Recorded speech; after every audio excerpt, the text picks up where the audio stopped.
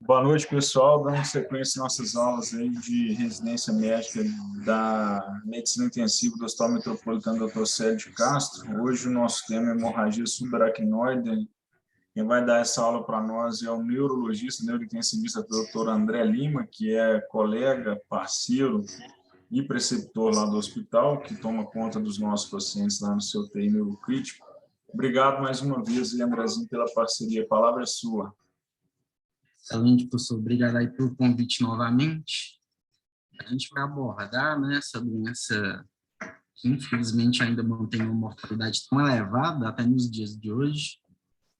A gente vai abordar, sobretudo, a intervenção protocolar por parte da clínica médica, né, da clínica, quando eu falo, né, intensivistas, emergencistas, neurologistas, e não da parte neurocirúrgica, da abordagem cirúrgica em si, mas da parte que, de fato, muda a mortalidade, principalmente do doente, são os cuidados protocolares iniciais e os cuidados de manutenção pós-operatória. Vamos lá, qualquer coisa vocês podem interromper. Bom, a hemorragia subaracnoide, ela configura um tipo de acidente vascular cerebral, né?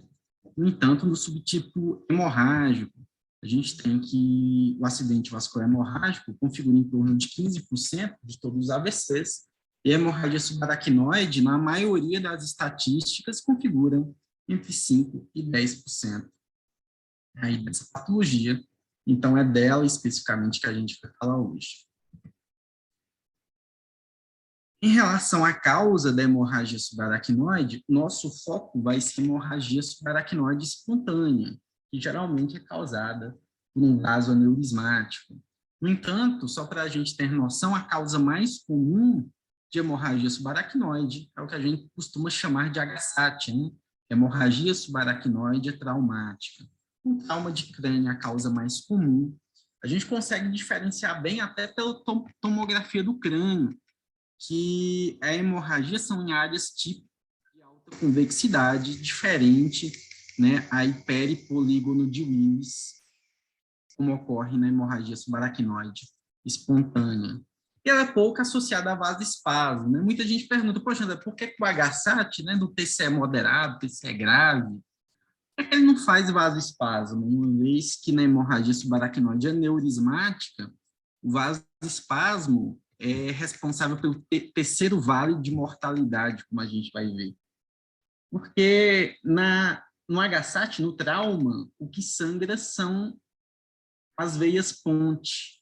Então, é um sangramento venoso em alta convexidade, né, o que rompe, geralmente por causa da desaceleração, são as veias ponte. Já no caso do aneurisma, é um sangramento arterial.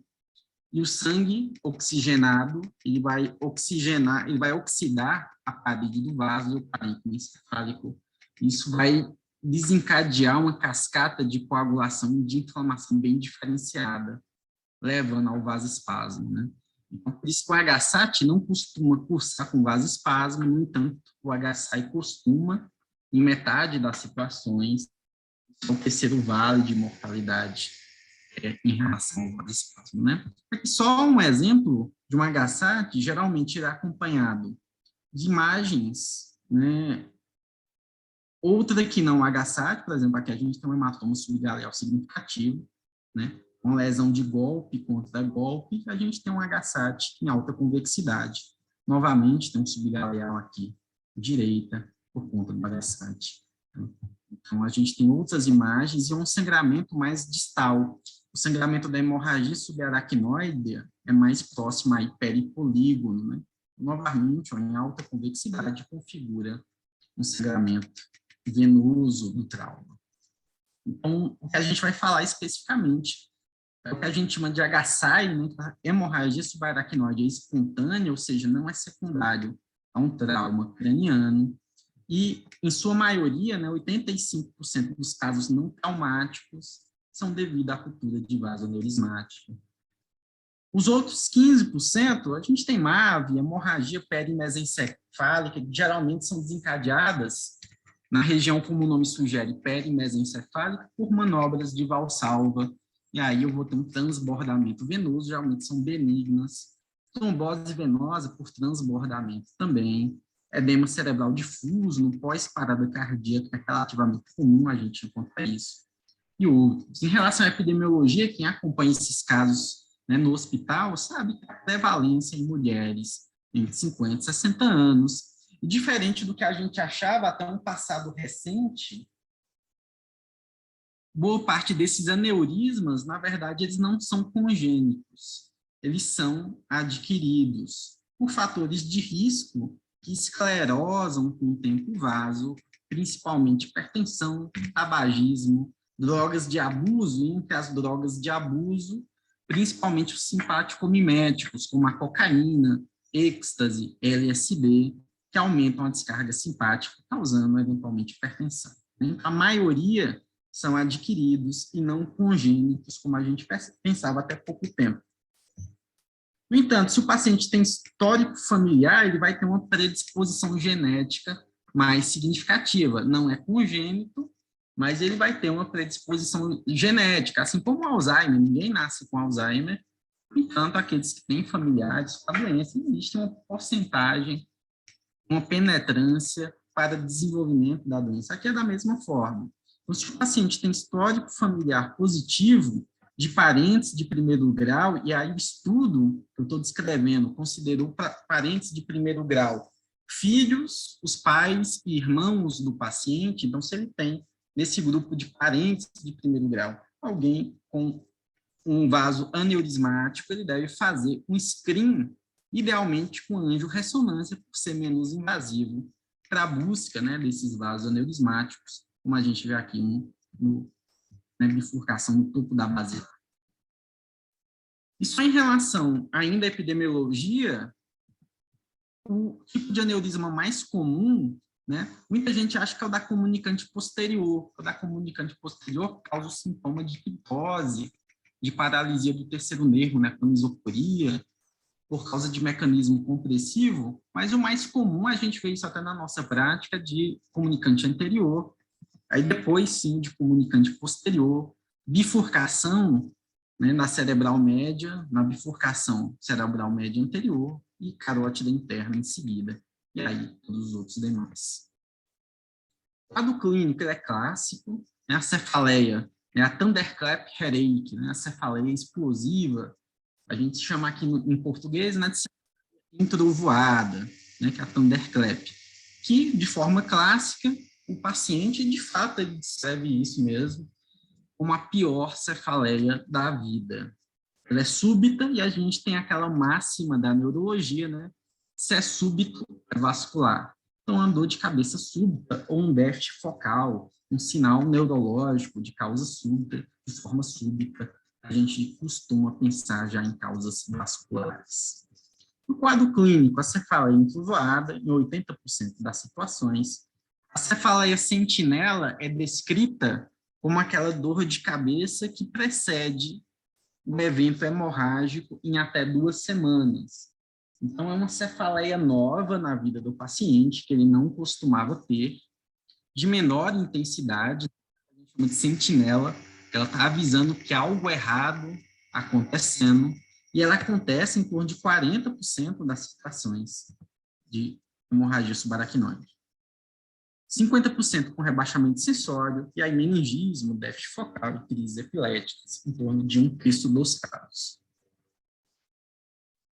Muitos me perguntam, né, dos critérios de Ottawa. Então, quem trabalha em urgência e emergência, sobretudo, e atende pacientes com cefaleia, a partir de que momento eu tenho que suspeitar de uma dor de cabeça secundária e pedir tomografia ou não? Eu vou apenas medicar esse paciente, uma vez que melhorou a dor, eu posso mandá-lo para casa, eventualmente para acompanhamento ambulatorial. Então, quando eu suspeito que a cefaleia é secundária, sobretudo em hemorragia subaracnoide, então os critérios de Ottawa, que são validados, eles servem para isso, mas basicamente a gente vai pesquisar sinais de alerta, né, os clássicos sinais de alerta nas cefaleias da urgência. Então, a gente vai aplicar no contexto de urgência e emergência, se o paciente tem uma cefaleia aguda, sem sinal focal. Obviamente, se o paciente tem uma dor de cabeça, tem uma hemiparesia, por exemplo, aguda, a gente vai fazer estudo de crânio. Então, essa regra serve para descartar com segurança HSI e, se um dos quesitos está positivo, indica a propedêutica com neuroimagem, geralmente tomografia. A sensibilidade na validação do estudo foi de 5%. Obviamente, a especificidade é baixa, uma ferramenta de screen para pronto-socorro, um valor preditivo positivo baixo, no entanto, o valor preditivo negativo, como tem que ser, né? Um exame de screen de urgência, uma ferramenta de screen de urgência, com uma boa sensibilidade e bom valor preditivo negativo. A regra de Ottawa basicamente é essa. Indica investigação secundária. Então, é um checklist, basicamente. Eu nem gostava de colocar em aula, porque, na verdade, você vai pesquisar sinais de alerta na cefaleia. No entanto, alguns serviços estão implementando, e sempre que eu fazia essas aulas, o pessoal sempre perguntava, a regra de Ottawa, e de fato ela existe, de fato ela está em guideline internacional, então vamos discutir ela. Se o paciente tiver pelo menos um desses, no contexto de urgência e emergência, você deve estender a propedêutica com tomografia de crânio, que é dor ou rigidez cervical como um sintoma, ou seja, o paciente descreve dor, rigidez cervical, uma idade acima de 40 anos, do início da cefaleia, alteração de consciência, início da dor ao esforço, sobretudo em atividades físicas ou atividade sexual, padrão de thunderclap headache, né, cefaleia súbita entrovoada, e aqui ao exame físico, o paciente tem uma rigidez nucal, né, que é uma flexão limitada do pescoço ao exame. Então, a rigidez de nuca, ela acontece por causa da irritação meningea pelo sangue, e ela pode ser tanto um sintoma descrito pelo paciente, como um sinal visualizado ao exame físico. Até agora, aqui, ó, a gente tem nosso fluxograma, o paciente tem essa clínica clássica de hemorragia subaracnoide, obviamente, como tudo é emergência e urgência, é o ABC, vamos fazer glicemia capilar e neuroimagem, né, lembrando se é súbita vascular. Em relação à tomografia de crânio na urgência, é o exame de escolha pela disponibilidade, velocidade e também sensibilidade, sobretudo nas primeiras 6 horas. O último guideline da American Heart de hemorragia subaracnoide faz muito tempo, né? Então foi de 2015, só que no próximo ano, 2023, sairá um novo guideline, tá pronto, e pelo novo guideline, ele fala que se a tomografia é negativa nas primeiras 6 horas, você tem uma boa sensibilidade para descartar a hemorragia subaracnoide, e até mesmo nessas primeiras 6 horas não precisaria, por exemplo, de fazer uma punção lombar complementar. Isso é sugestão do guideline, e aí pode ser ou não acatado, a depender do serviço que a gente está inserido. Mas a sensibilidade nas primeiras 6 horas, né, pelos estudos, 95% a 100%. Então, a conclusão é que quanto mais precoce a tomografia de crânio, melhor eu vou conseguir ver hemorragia subaracnoide. E com o passar do tempo, eu vou perdendo sensibilidade. Então, aqueles pacientes que estão em outro município ou que ficam na UPA esperando por mais tempo, isso a gente vai ter uma perda diagnóstica e, por vezes, vamos precisar de uma propedêutica mais extensa para dar o diagnóstico de hemorragia subaracnoide. A tomografia hiperprecoce, né, nas primeiras 6 horas do ictus, é bom para o diagnóstico. É diferente da hemorragia traumática, é uma hemorragia mais periventricular, atingindo a cisterna de Sylvius e a região, né, peripolígono de Willis. Então, a gente vê aqui sangue na cisterna interhemisférica, cisterna de Sylvius. Aqui, novamente, cisterna de Sylvius, interhemisférica e peripolígono de Willis, principalmente. A escala de Fischer, na hemorragia subaracnoide, é uma escala que deve ser feita na admissão do paciente. Então, logo que a gente vê a tomografia, a gente pode fazer essa classificação. E, na verdade, ela vai predizer o risco de evolução para o vasoespasmo. Então, ela prediz apenas o risco de evolução para vasoespasmo. Ela não é uma escala, a princípio, prognóstica em relação à mortalidade. Para isso, a gente tem algumas outras escalas. Mas a escala de Fisher modificada, ela foi modificada em 96. Basicamente, ela vai ver se tem ou não hemoventrículo e se o coágulo, a nível da cisterna de Sylviana, é espesso ou não é espesso. Ou seja, se ele tem maior de 1 milímetro, se ele é grosso, ou se ele tem menor que 1 milímetro, se ele é fino. Então, a gente vai ver se tem hemoventrículo, serão os pares 2 e 4, e se o coágulo é pequeno ou se o coágulo é grande a nível da cisterna de Sylvius, ou se ele não tem hemoventrículo e da mesma forma se é pequeno ou grande. Então, de certa forma, facilitou a aplicação dessa nova subdivisão. Então, o risco de vasoespasmo ele é crescente a depender da graduação do Fischer modificado. Por exemplo, o Fischer 1 e 3, onde a gente não tem hemoventrículo, né? É a calcificação do plexo coroide, não é sangue, tá? Então, a gente não tem hemoventrículo, e aqui a nível da cisterna de Sylvius, a gente nem vê coágulo, né? A gente vê aqui perimesencefálico, interhemisférico, mas aqui a gente não vê coágulo. Então, Fischer 1. E aqui, apesar de não ter hemoventrículo, a gente vê um coágulo espesso a nível da cisterna de Sylvius, que são essas lojas aqui no lobo temporal, né? Então, um coágulo espesso Fischer 3. Aqui, em contrapartida, ambos os cortes têm hemoventrículo, só que aqui, a nível da cisterna, eu não tenho coágulo, e aqui eu tenho um grande coágulo formando até um hematoma. Um Fischer 2, hemoventrículo, mais um coágulo fino, Fischer 4, hemoventrículo, coágulo espesso. É aquela grande dúvida, e se a gente não encontra sangue? Poxa, André, o paciente estava na UPA 24 horas, chegou aqui, uma clínica típica de cefaleia explosiva, cefaleia entrovoada, né? Teve até déficit focal, eventualmente, mas a tomografia ela não tem nada, é negativa. Então, se a gente não encontra sangue na tomografia, mas a clínica é muito sugestiva, a gente pode fazer punção lombar. Lembrando, como eu comentei, o novo guideline ele vai sugerir que não é necessário essa punção lombar se você consegue fazer a tomografia nas primeiras 6 horas, né, porque a sensibilidade é de 95% a 100%, mas vai de cada serviço, né? Então, 95%, querendo ou não, não é 100%, então vai aí de cada protocolo institucional, no entanto, será uma recomendação do guideline da American Heart. Então, punção lombar. Se a história é típica de hemorragia subaracnoide, se a tomografia é negativo, e a gente vai ver xantocromia, que é a cor acastanhada, né? É a cor marrom.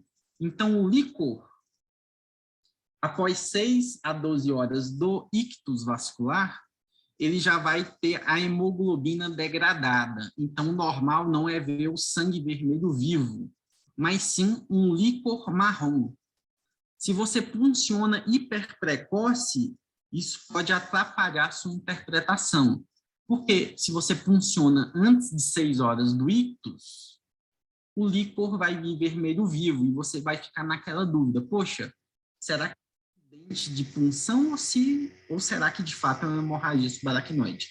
Então, uma outra sugestão é se a tomografia é negativa e você quer complementar com punção lombar, que você só a faça após 6 horas do ictus. Porque a punção lombar, nesse caso, é para pesquisar xantocromia e não sangue vermelho vivo, para você não confundir com acidente de punção, apesar que tem maneiras de diferenciar que eu vou mostrar para a gente aqui, né? Então, o líquor xantocrômico é um líquor acastanhado, esse líquor aqui, ó, meio marrom, laranja, né? Aqui é um líquor em alga de rocha, né? Um líquor normal, convencional, tá? Então, aqui é um líquor em xantocromia, a gente punciona o paciente com tomografia negativa, com história típica, com ictus acima de 6 horas, o normal é esse padrão de líquor, se for um HSI. Então, você pode até fazer o teste de mais de um tubo, né? Você pode fazer o teste de 3 ou 4 tubos, e ele permanece na mesma coloração. Em caso de acidente de punção, vai vir um sangue vermelho vivo, e aí você vai deixar depurar esse líquor em vários tubos, você vai coletando em novos tubos, e o tempo é que coagule esse acidente de punção, esse vaso que você puncionou, e o líquor volta a ficar mais normal. Outra forma também é pedir para o laboratório centrifugar a amostra e o líquor volta a ficar claro com depósito eritrocitário devido ao acidente de punção. Na hemorragia aguda, geralmente ela é precoce, né? Quando você punciona com menos de 6 horas, olha o que é que vai acontecer. Isso foi, né, na residência, inclusive. De fato, é uma HSAI, e para não ocorrer a dúvida se era acidente de punção, a gente foi fazendo a coleta, né? O líquor foi escorrendo, a gente foi captando em tubos distintos e permaneceu essa coloração vermelho viva. No entanto, o ideal é que a gente tivesse esperado, né? Tratar a nossa ansiedade também, espera ir para além, você vai manter o suporte, de fato, como se fosse hemorragia subaracnoide pela história típica. No entanto, a punção lombar a gente vai fazer a posterior. Uma alternativa hoje em dia, que a gente já tem esse tipo de estudo mais disponível, a gente já tem esse tipo de estudo mais à nossa disposição, na verdade, é fazer o estudo angiográfico. Então, poxa, André, o paciente tem uma história típica de hemorragia subaracnoide, a tomografia inicial é negativa, então eu faço um angiotomo imediata e vejo se tem vaso aneurismático e se ele tem um ponto de sangramento, né, que a gente chama spot sign, né, um ponto de sangramento, um ponto de fuga, de spot. Nessa situação, a gente consegue ver o vaso aneurismático e evita, inclusive, de fazer punção lombar. Mas isso vai depender bem, vai estar no guideline novo, essa opção, e vai depender se está facilmente disponível no nosso serviço. Porque muitos serviços, como o nosso, por exemplo, a gente consegue fazer de imediato TC, se tem HSAI na TC, se tem hemorragia subaracnoide na TC. De imediato, a depender de quem está de plantão ou na radiologia, a gente já consegue fazer a angiotomografia de imediato. E aí poupa o paciente de uma punção lombar, se tiver um vaso sangrante. Então, angiotomografia de crânio, né? A gente pode fazer ela concomitante à tomografia que tem HSAI, e a sensibilidade e especificidade é boa, é significativa. Exceto para aneurismas pequenos, né? Os baby aneurismas, que são aqueles com menos de 4 milímetros, a sensibilidade cai de forma significativa. E aí, às vezes, a gente vai precisar, né, de uma arteriografia. Né? Aqui são pacientes nossos, tomografia de comunicante inferior. Novamente, tomografia angiotomografia com aneurisma basilar, né, de topo de basilar. E o padrão ouro do estudo dos vasos é a arteriografia, melhor sensibilidade para os baby aneurismas, né, aqueles menores ou a partir de 3 milímetros. No entanto, ela ainda é negativa em 15% dos casos, e isso é algo importante, por quê? Porque no HSAI pode ter vasoespasmo. E o que é que acontece às vezes? O vaso do aneurisma entra em espasmo e o aneurisma é chupado, ele é ocluído. Então, ele some no estudo angiográfico porque ele espasmou também. E pelo guideline, nessas situações onde a gente tem hemorragia subaracnoide, né, história típica, tomografia positiva, estudo vascular negativo, está indicado a repetição do estudo vascular com 14 dias, que é o tempo de resolução do espasmo. Então, se a gente tem no serviço um paciente com história típica, estudo vascular negativo, independente que nossos colegas da cirurgia às vezes acham que não precisa repetir esse exame, pelo bem do paciente, a gente repete, porque por mais de uma vez a gente já pegou isso, né? E a própria guideline, a própria literatura recomenda isso de forma inquestionável. Então, repetir em 14 dias. Então, a nossa arteriografias, né, mostrando novamente aneurisma de topo de basilar, aneurisma de bifurcação, né, o topo da carótida interna, etc. Tá? E como clínicos, como a gente vai abordar a hemorragia subaracnoide? Uma doença com alta mortalidade, sobretudo quando ocorre ressangramento, né? 15% nas primeiras 24 horas, taxa de ressangramento, e o ressangramento possui 80% de mortalidade.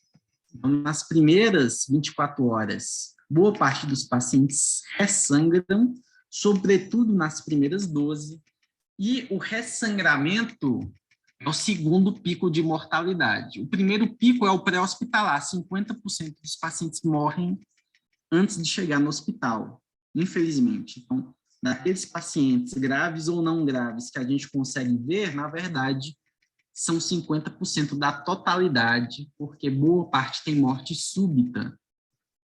Então, esse é o primeiro pico, é pré-hospitalar. O segundo é o ressangramento, que são nas primeiras 24, principalmente nas primeiras 12, cuja mortalidade chega a 80%. E o terceiro é do vasoespasmo, que a gente vai discutir daqui a pouco. A gente vai precisar de suporte intensivo, evitar ressangramento, tratar precocemente o aneurisma, prevenir e tratar complicações. A gente vai fazer, obviamente, suporte clínico intensivo. A HSA é uma doença que nos primeiros dias a gente vai tratar na UTI, repouso no leito, correção de coagulopatias, monitorização cardíaca. Até 1/5 dos pacientes, né, 20% dos pacientes com HSA faz algum tipo de síndrome coronariana, de alteração coronariana. Não necessariamente infarto do miocárdio. Pode ser uma simples inversão de onda T, mas até 20% por causa da descarga simpática, da grande liberação de catecolaminas por causa dessa doença aguda. Muitos pacientes fazem alteração coronariana conjunta. Avaliação neurocirúrgica, correção assim que possível do vaso ocupado. Então, vamos começar nosso protocolo clínico. No caso do aneurisma ainda não tratado. Poxa, André, o paciente chegou, eu vi nos exames de imagem que é um aneurisma e eu ainda não corrigiu, ou por embolização ou cirurgia, o aneurisma. O aneurisma está lá, roto, não tratado. Qual o alvo de pressão? Pelo guideline menor que 160, com a média menor que 110. Evitar, obviamente, hipotensão no paciente neurocrítico, mas isso é uma recomendação de forma geral para os neurocríticos. Recomendação específica para o HSI, uma sistólica menor que 160. Idealmente, como a gente já usa na UTI, né, medicações tituláveis com meia-vida ultra curta. Por exemplo, o esmolol, mas o esmolol, apesar do nome, né, ele é bem caro. A gente, na nossa prática, utiliza muito Niprid, tem alguns serviços que utilizam hidralazina endovenosa, mas, idealmente, né, medicações tituláveis de meia-vida ultra curta. E depois que o aneurisma é clipado ou embolizado, aí você guia o alvo através do Doppler transcraniano. E aí uma abordagem que o novo guideline vai trazer é a intervenção para hipertensão permissiva precoce. Então, tecnicamente, quanto mais hipertenso o paciente após o aneurisma seguro, menor o risco de desenvolvimento de vasoespasmo sintomático. Então, a gente vai guiar através do Doppler transcraniano, fazendo monitorização hemodinâmica, deixando ele em hipertensão permissiva, permitindo uma média, uma PAM até 130. A partir de 130, a gente deve fazer intervenção, porque mostrou prejuízo, principalmente em evolução pré-edema agudo de pulmão hipertensivo, e monitorizando junto com o Doppler, né, a autorregulação cerebral. Então, o paciente não está com aneurisma tratado, alvo de pressão sistólica menor que 160. Ele tratou o aneurisma, vou deixar ele em hipertensão permissiva, permitindo uma PA média entre 120 e 130, mas idealmente guiar com Doppler transcraniano. Por quê? Porque às vezes com pressões menores o paciente fica bem. E aí evita de a gente estar fazendo intervenções sobre essa pressão de forma desnecessária. Se eu tenho um Doppler transcraniano mostrando que a hemodinâmica cerebral está adequada. Em contrapartida, se eu faço o Doppler, a hemodinâmica cerebral está caminhando para vasoespasmo, de forma precoce, a gente também vai intervir. Então, o Doppler, ele antecede, as alterações do Doppler antecedem um vasoespasmo, em até 48 horas. Em algumas situações, a gente consegue prevenir o pior desfecho do paciente. Em relação à crise epilética, a gente vai tratar, se o cara convulsiona, a gente vai tratar a convulsão dele. Né? A gente trata a crise sintomática, a gente pode usar que, graças a Deus, agora a gente tem no hospital levetiracetam. A profilaxia, como assim profilaxia? Profilaxia é quando o cara chega com HSAI, o paciente chega com HSAI e não convulsionou. André, eu devo fazer? Ela é controversa. Tem gente que é a favor e tem gente que é contra. Quem é a favor fala que se o doente tiver crise, ele vai ter um aumento da PIC e ele pode ressangrar se o aneurisma ainda tiver roto, né? Tiver não tratado, não tiver sido operado ainda. E quem é contra fala que a fenitoína, sobretudo, tem um pior desfecho cognitivo. Pacientes que usam fenitoína no contexto hospitalar, dentro de um ano, ele tem um pior desfecho cognitivo, em comparação com aqueles que não utilizaram. Por isso, sempre que possível, a gente está tentando evitar fenitoína agora na nossa prática, porque a avaliação cognitiva de alguns pacientes foi tão grave, tão crítica, como alguns pacientes com Alzheimer moderado a grave. Então, né, a cognição é algo absurdamente importante para a gente. Na medida do possível, a gente vai tentar preservá-la. Em conclusão, evitar fenitoína. Por exemplo, a gente pode, como alternativa, fazer levetiracetam. André, eu não tenho levetiracetam, volta aqui para a realidade. Você pode até idantonizar o paciente, mas rodar precocemente para carbamazepina, que também age no mesmo receptor de sódio e não tem esse desfecho cognitivo desfavorável. Né? Então, a gente tem alternativas. A fenitoína, você pode até idantonizar para garantir um nível sérico de uma droga, mas a gente faz, hoje em dia, o que chama de switch precoce.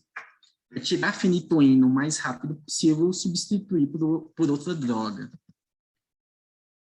Tirar a droga assim que o aneurisma for tratado. André, no meu serviço, a gente faz com medo de ressangramento, né? Até o paciente ser operado. Mas assim que ele foi operado, então não existe aquela recomendação de manter a fenitoína até o 7º dia, como alguns colegas cirurgiões sugerem. Isso é uma indicação do trauma craniano grave, que é manter a profilaxia profilática, né, a profilaxia primária da crise epilética no trauma grave por 7 dias. Isso não deve ser estendido para o HSAI. E o HSAI, o paciente operou no 2º dia, tira a fenitoína no 2º dia, operou no 3º, tira no 3º. Quanto menor tempo de exposição à droga, melhor para o paciente.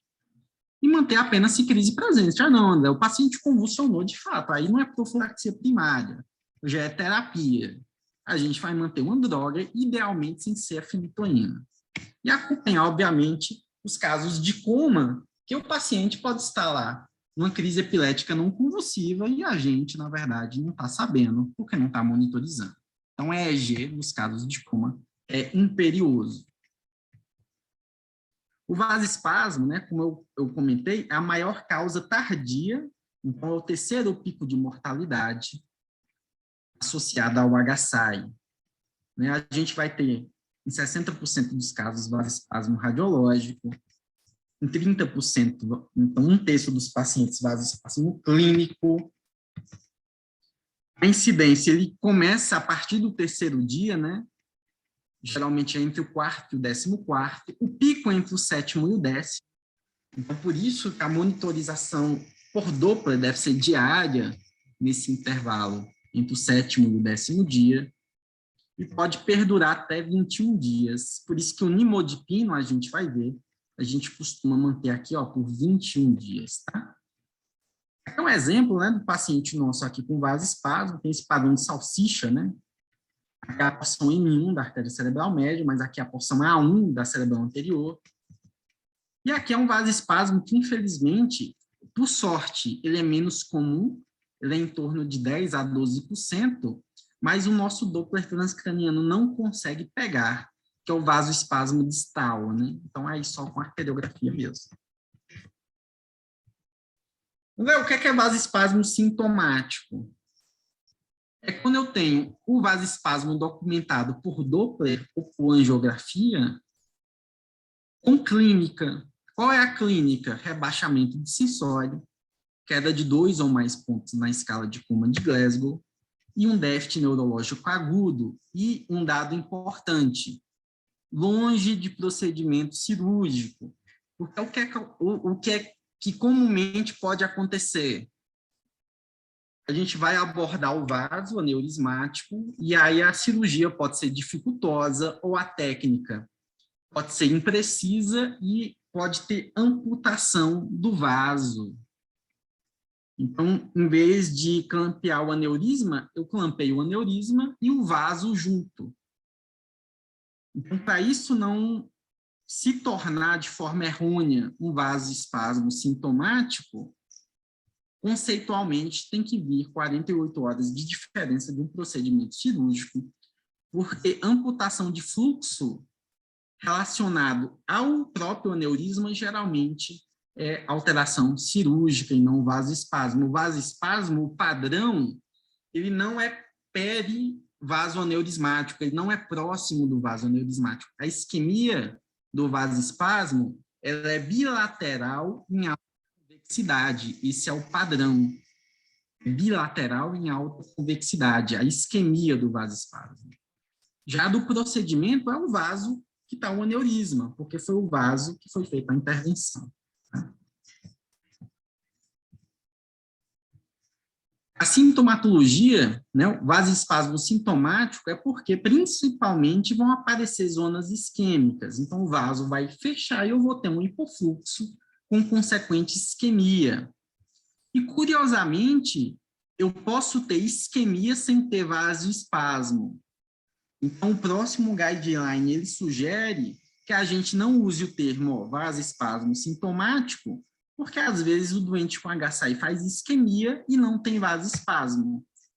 Então, um dos termos propostos era de isquemia cerebral tardia, desde 2018, na verdade. Esse termo é proposto tardia porque começa a partir do D3, de ictus vascular, tá? Então, olha o padrão de isquemia em alta convexidade. Então, não é próximo do vasoaneurismático. Só que o próximo guideline do próximo ano, ele também fala que a isquemia não é um único problema. Ela é o problema principal, mas a lesão da hemorragia é multifatorial. Então, eles sugerem que, em vez de vasoespasmo sintomático, a gente chama agora de injúria cerebral tardia, mas isso é apenas um conceito, né? Porque além da isquemia, tem trombo microvascular, disfunção de óxido nítrico, ruptura de barreira, perda de oxidação, estresse oxidativo, liberação de vasoconstritor. Então, é uma cascata multifatorial, cuja isquemia é o ponto principal e mais grave, mas não o único.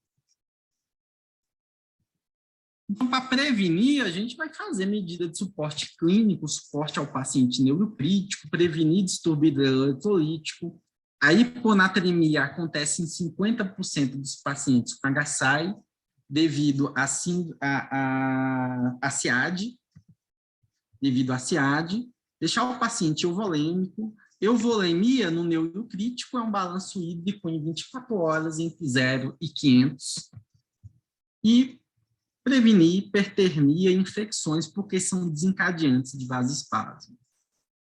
A nimodipino, que é um bloqueador do canal de cálcio, deve ser iniciado de forma precoce, idealmente nas primeiras 96 horas, com dose de 60 de 4 em 4. No Brasil, infelizmente, só tem comprimido. O comprimido é de 30 miligramas e a gente costuma fazer 30 via oral ou por sonda de 4 em 4 horas. Aqui é uma revisão sistemática da Cochrane, onde ela tratou aí da nimodipina, mostrando um NNT de 19, com uma percentagem de redução para injúria isquêmica de 33% e uma redução para desfecho desfavorável de 18%. Né? A gente tem mais de 3 estudos duplo cego randomizados em relação ao nimodipino, que torna ela uma droga de evidência, E como curiosidade, é a única coisa, há de evidência no HSI. E é a única coisa que comprovadamente altera a mortalidade no paciente. Tá? A redução do desfecho, no caso, foi para a morte em um ranking em 90 dias de 4 e 5. André, mas o nimodipina é um hipotensor. Apesar de ser um hipotensor fraco, se ele causar hipotensão, é a única coisa má no HSI. Então, se ele causa hipotensão, você não vai suspender a droga, você pode até reduzir a dose, mas no nosso serviço a gente não sugere isso.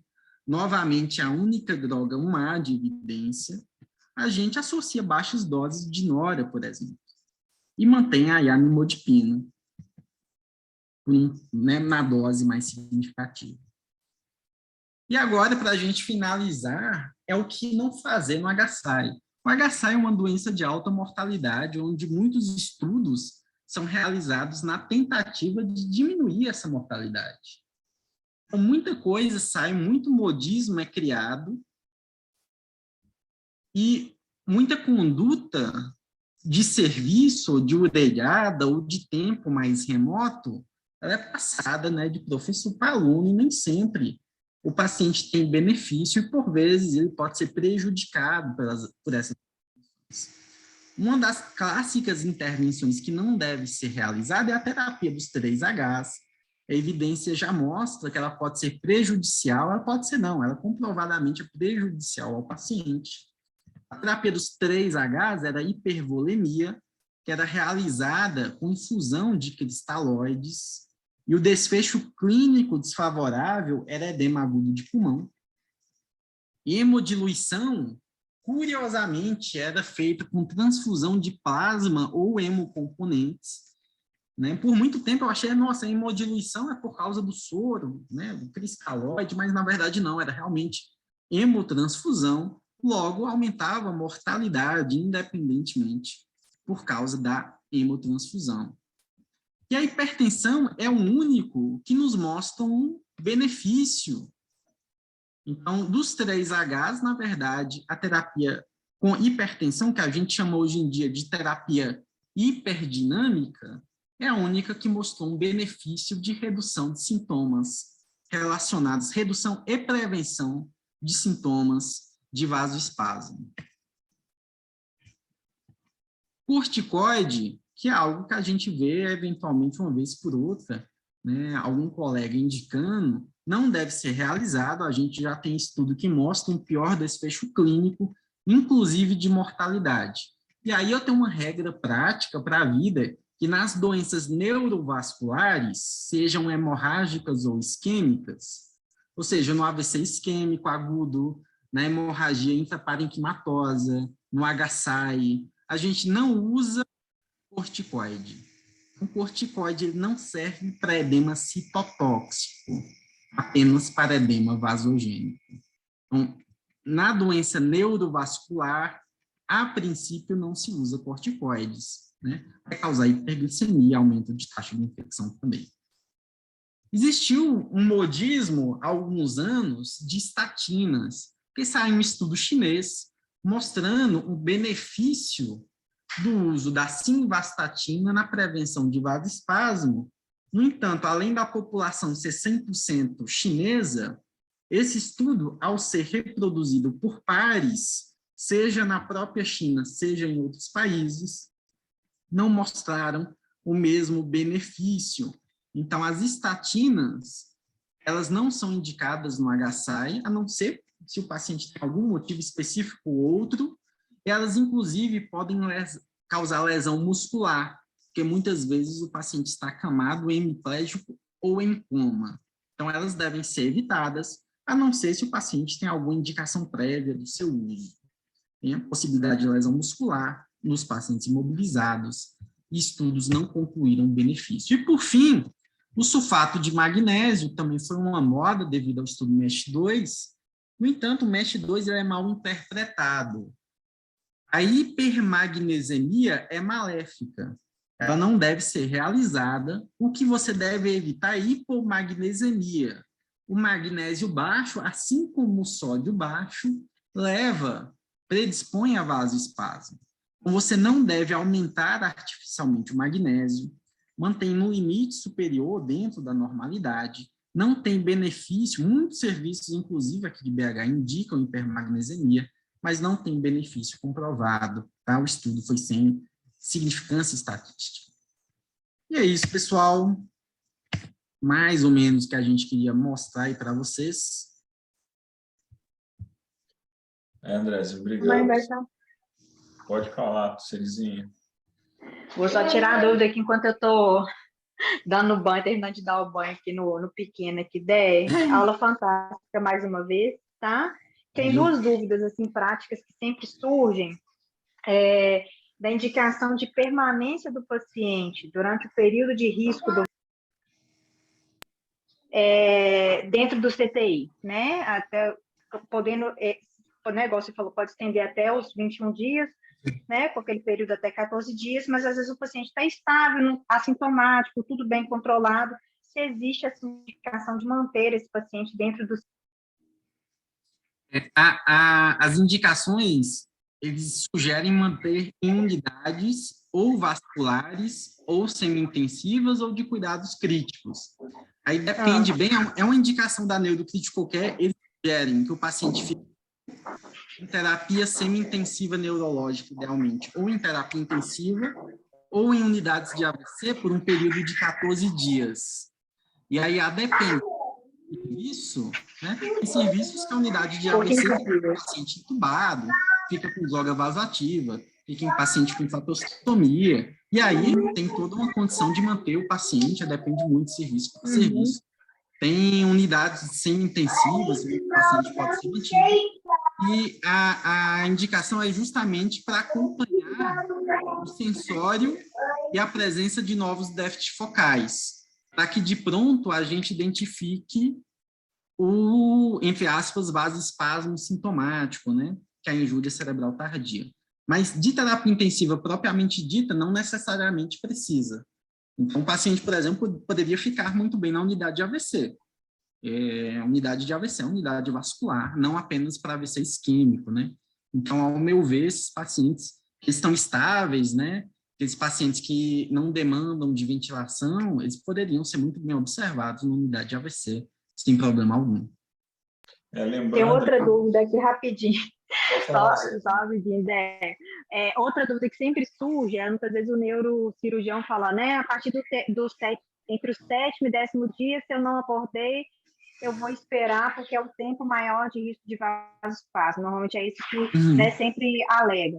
Isso tem alguma, realmente, embasamento, assim? Porque você falou que tão logo seja possível abordar, né, o mais rápido possível. Mas sempre tem esse discurso, né, que entre o 7º e 10º dia, não abordei, não vou...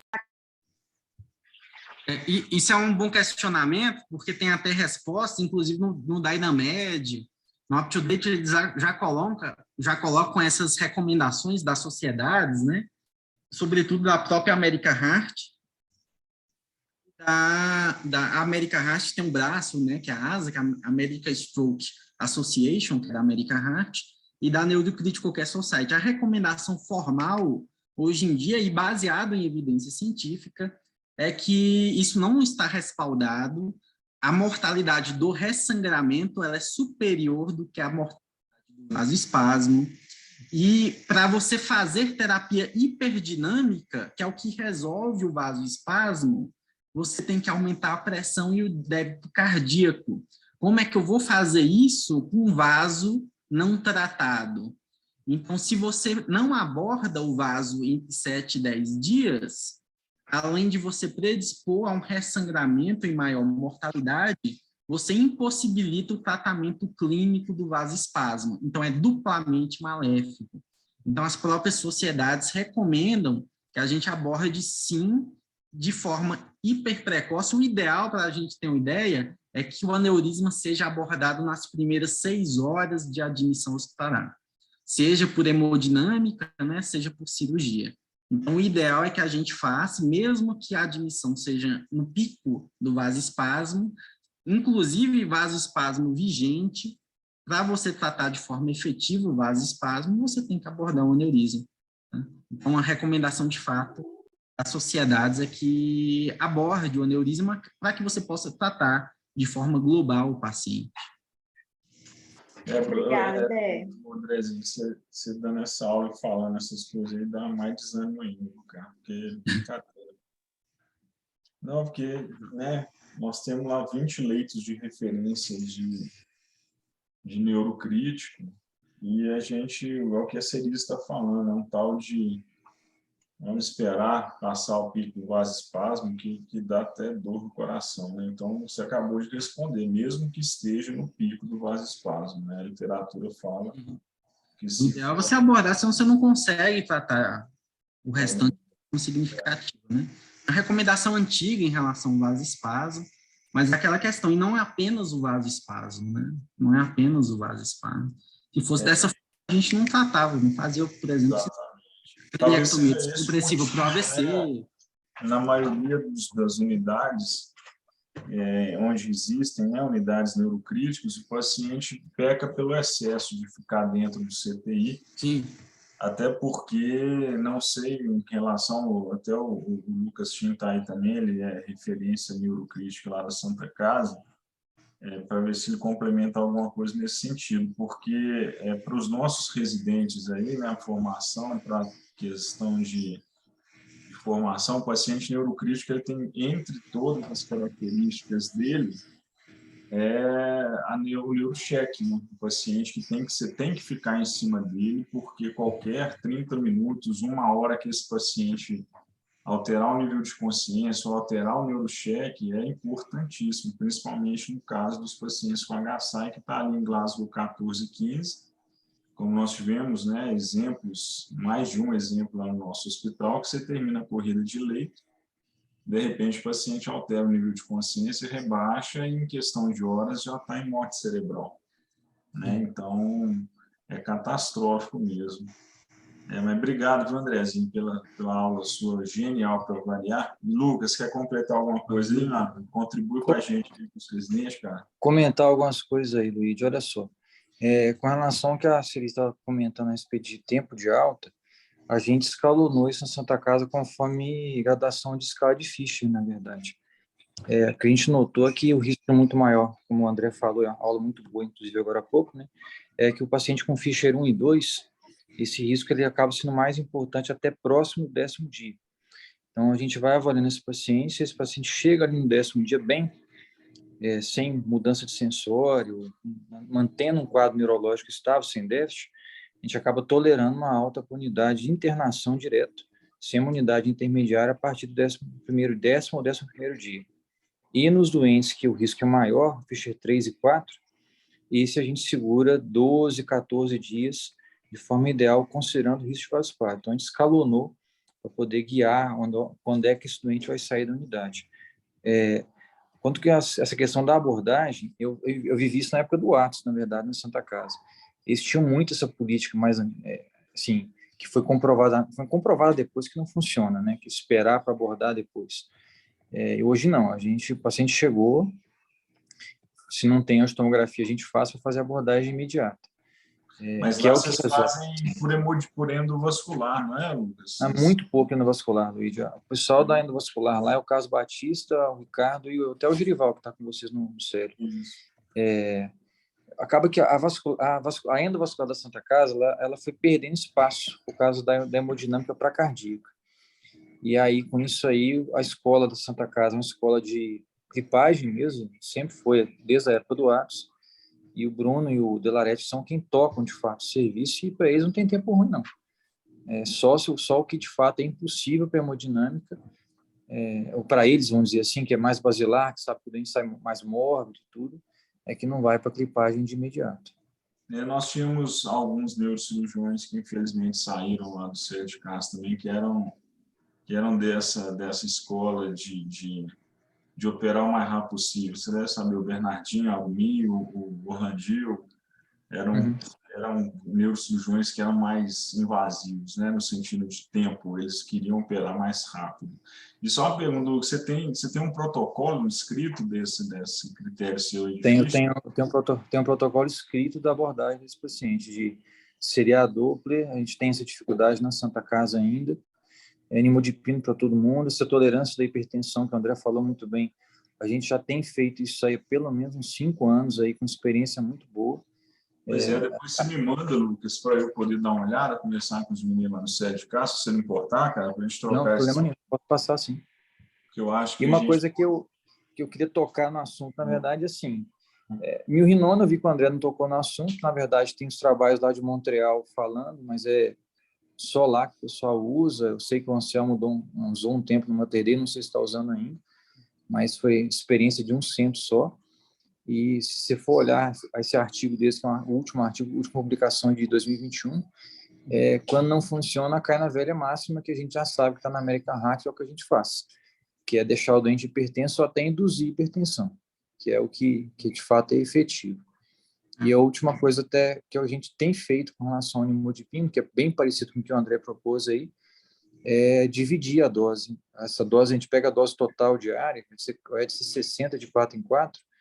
Tem até um artigo da Current Opinion, não vou me lembrar o ano agora, que fala sobre isso, que você pode pegar e escalonar para 30 de 2 em 2. E aí, se não deu, você vai tentar reduzir.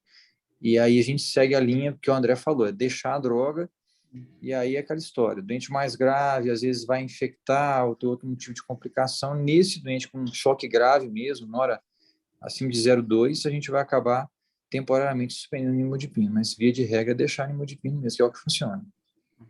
E só me emendando uma última coisa importante. Isso a gente teve uma aula ano passado na SBN. Nimodipino funciona, tem que lembrar muito disso. O artigo original, revisão da Cochrane, funciona sonda ou via oral. Nimodipino venoso não tem lugar, não funciona, tem estudo para isso, não é. O pessoal da hemodinâmica usa para abrir o vaso, ir lá, guiar, fazer embolização, mas para tratamento depois, que é esse efeito bom para isquemia tardia, tem que ser enteral ou por via oral. Excelente, Lucas.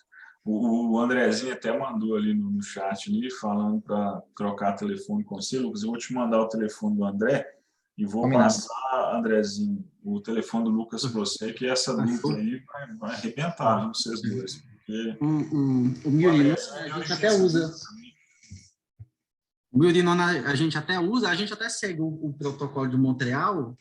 A gente faz o milrinona 0,75 mcg, e aí a gente faz terapia hiperdinâmica com aumentos progressivos de PAM, e o Doppler a gente começa a fazer assim que o aneurisma está seguro, né, para a gente guiar. A gente faz, por exemplo, o paciente chegou, é clipado no 3º dia, e a gente faz o Doppler de forma protocolar, e depois do D10, só se o paciente tiver clínico ou se ele tiver vasoespasmo eventualmente. E a gente conseguiu, né, o pedido de compra do milrinone, e a gente está usando há 1 ano e meio, eu acho, já. A gente segue o protocolo, né, de um serviço só, mas a gente tem feito, e pelo menos na nossa amostra, que é limitada, a gente tem, a princípio, bons resultados, né. Eu acho que em 4 anos a gente só precisou converter uma vez a terapia de vasoespasmo à beira do leito, com Doppler, milrinone, terapia hiperdinâmica, só uma vez para ir para a arteriografia, né, para balonamento. A gente costuma fazer o tratamento do vasoespasmo sintomático com Doppler à beira do leito. E aí 1 hora e meia de intervenção não funciona, e a gente converte para hemodinâmica eventualmente. Mas, no geral, funciona. Né? Milrinone, Nori e Dobuta, seguindo essa sequência. Nem sempre nessa ordem a gente obedece, mas milrinone, a princípio, Nori, geralmente a gente faz, eu brinco que é o protocolo de Montreal modificado, né? A gente faz Nora, aí milrinone e Dobuta por causa do preço. Mas... Coisas de André Lima, né? Só você mesmo. Com a gente. O Roberto Cine comigo na Santa Casa uns anos atrás. A gente chegava a passar uns swangans na galera para poder otimizar a débito, mas um desperdício fabuloso de dinheiro, que realmente não muda muito isso. O negócio é tratar bem a gente mesmo. E uma coisa importante, que eu só lembrei aqui, que eu acho que o André teve a mesma experiência que a gente na Santa Casa. O neurocheck com a equipe de enfermagem treinada e salva o paciente. A gente não tem quase turnover nenhum de funcionário na unidade. Lá a unidade a gente está completando agora 11 anos. E, assim, a turma que tem gente que está lá com a gente desde o início, os técnicos, tem histórias a contar de muito paciente que foi visto uma mudança sutil, às vezes. É aquele funcionário que está de olho no doente, que está de olho em conversar com o paciente, nem todo funcionário conversa com o doente, né? E acaba que lá a turma gosta de fazer isso, pega uma sutileza de uma mudança de comportamento, uma coisinha ou outra, isso, o neurocheck, esse cuidado do funcionário que está de olho, que está acostumado em ver esse perfil de doente, só ajuda demais. Isso aí é uma coisa impressionante, Lucas. Eu falo isso, falei com os nossos residentes aí no início, por isso que eu falei do neurocheck, porque o neurocheck ele é feito praticamente pela enfermagem, né, cara? Então, e não é só, eu não falo só para o neurocrítico, não, para tudo dentro da terapia intensiva, é o que eu estou tentando plantar nos outros CTIs que eu estou passando agora, é o chamar a responsabilidade da equipe da enfermagem, principalmente, para a beira do leito, né? Para ficar ali, ao invés de ficar mexendo no celular ou batendo papo, seja lá o que for, ficar olhando o paciente, mobilizar o paciente, conversar com ele, tirar o paciente do leito quando puder e principalmente o neurocrítico, atenção, às vezes, na fala do paciente, né? Olhar a pupila, né? São coisas que fazem diferença. Então, um treinamento bem acentuado e regular de equipes multidisciplinares faz muita diferença, muita diferença. Isso comprovadamente faz diferença na sobrevida e prognóstico.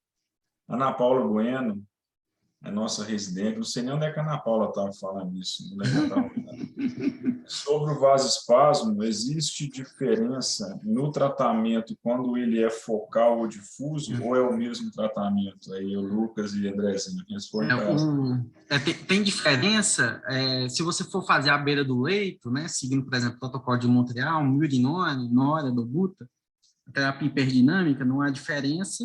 No entanto, se você vai converter para balonamento ou para milrinona intraarterial, aí você vai fazer, de fato, o balonamento só no vaso acometido. E quando ele é difuso, você pode até tentar droga, né? Milrinone bilateral, com evidência bem mais baixa e com resultados bem menos satisfatórios. O próprio balonamento que é feito, né?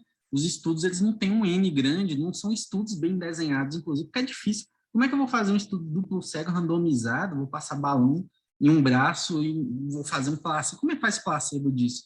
Então, os estudos são mal desenhados, com N pequeno, e a gente não tem uma boa resposta. Muita gente... Era uma grande briga, até lá no Einstein, sobre alguns planos específicos, liberar, não liberar, porque como é que você acha um estudo, um A de evidência para o balonamento nesse contexto, entendeu? Mas tem essa diferença se o espasmo é focal, o balonamento funciona bem se for um vaso proximal também, se for distal, não tem como chegar no vaso. E se for mais difuso, você pode fazer droga, né, injeções em ambas as carótidas, e aí tentar, né, você injeta a droga intraarterial, no hospital que a gente faz é milrinone mesmo, bilateralmente, e ver se tem uma resposta, né. Mas à beira do leito, né, que o clínico faz, no caso, utilizando Doppler, o point of care mesmo, que a gente monitoriza, repete o Doppler a cada meia hora, no máximo de 1h30 de intervenção, e aí depois o ideal é para a arteriografia, mas aí não tem diferença nenhuma não, seja um vasoespasmo focal, com afasia, como a gente já pegou recentemente, que o paciente melhorou, então com hemiparesia, ou então até mesmo rebaixamento, não tem diferença não. Perfeito. Mais alguém aí, turminha, além da Ana Paula sumida? Não, né? Deu a hora nossa aí também. Obrigado, viu, Lucas, mais uma vez pela sua participação boa aí, cara. Para os nossos residentes é fantástico, não preciso nem falar do André, que é um cara diferenciado. Eu falei aí, Lucas, eu mandei seu telefone para o André, ele deve entrar em contato com você. É um cara que é autor de livro também, viu, André? Então, Muito bom. A experiência suas aí, eu queria até tomar uma cerveja para assistindo vocês dois conversar, que eu não ia entender mesmo nada. Pelo menos a cerveja eu ia ficar feliz com ela, porque vou te falar, dois cabeçudos conversando deve ser tenso. Né? Mas eu não posso deixar de falar também que o Juarez mandou 50 mensagens aqui durante a aula que ele não está conseguindo acessar, deve estar lá em Resende Costa, né? Na terra do Bruninho. né? Ele pediu para agradecer você, Andrezinho, mais uma vez pela brilhante aula aí, que ele tem certeza que foi, né? Está lá sofrendo. Olha lá, o Bruninho está lá em Resende Costa também, ó. Né? Mas então tá, turminha. Obrigado aí mais uma vez, Andrezinho. Se quiser finalizar aí, meu amigo. Valeu, mestre. Agradeço aí novamente o convite. Estou à disposição aí, sempre que quiserem, que precisarem, tá? É sempre um prazer discutir com vocês. E a gente se vê aí na semana, né? Combinado. Turminha, até a próxima. Aí semana que vem tem mais. Prazer, Lucas. Abração. Obrigado, gente. Boa noite. Boa noite.